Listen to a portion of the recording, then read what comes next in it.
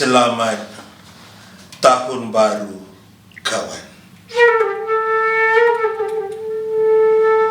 Kawan, sebentar lagi akan hadir tahun baru. Belum juga tibakah saatnya kita menunduk, memandang diri sendiri, bercermin firman Tuhan sebelum kita dihisapnya. Kawan, siapakah kita ini sebenarnya? Musliminkah? Mukminin? Muttaqin? Khalifah Allah? Umat Muhammadkah kita ini? Khairul ummatin-kah kita?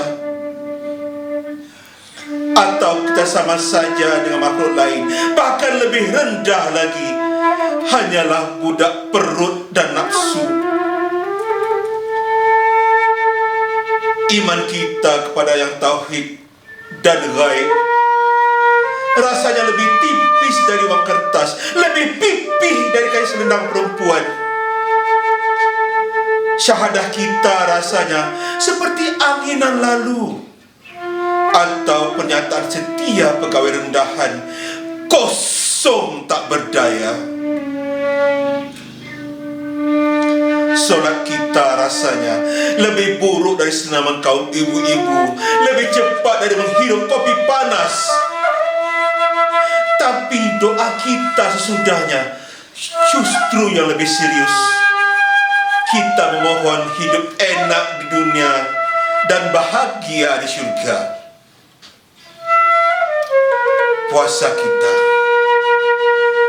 Puasa kita rasanya sekadar mengubah jadual makan, minum, dan saat istirahat tanpa menggeser acara buat syahwat.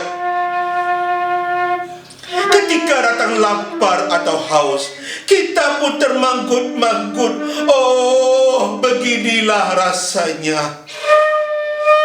Dan kita merasa sudah memikirkan saudara-saudara kita yang melarat. Sudah.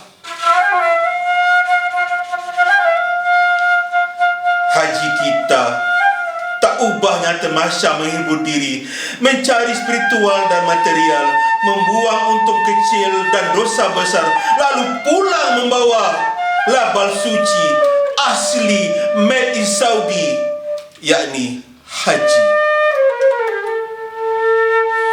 Kawan, lalu bagaimana, bila mana, dan berapa lama kita bersamana? Atau kita justru sibuk menjalankan tugas, mengatur bumi seisinya, mensiasati dunia sebagai khalifahnya?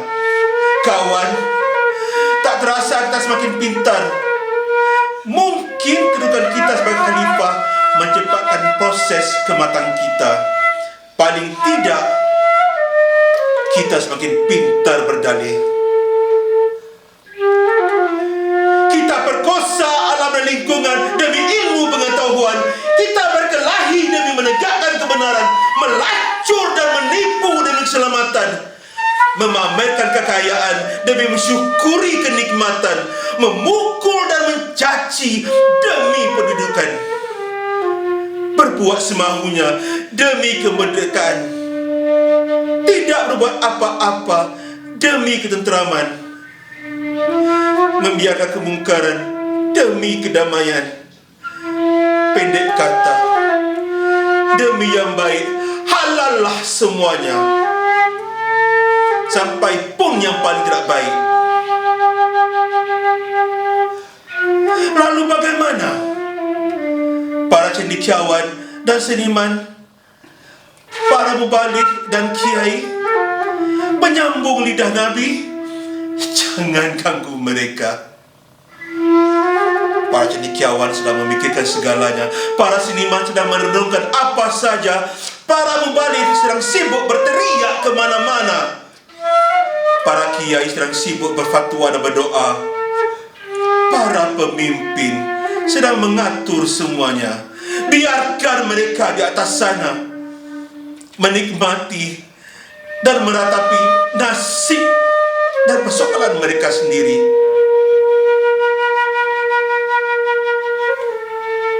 Kawan, tahun baru akan tiba lagi. Belum juga akan tiba saatnya kita menunduk, memandang diri sendiri. Terima kasih.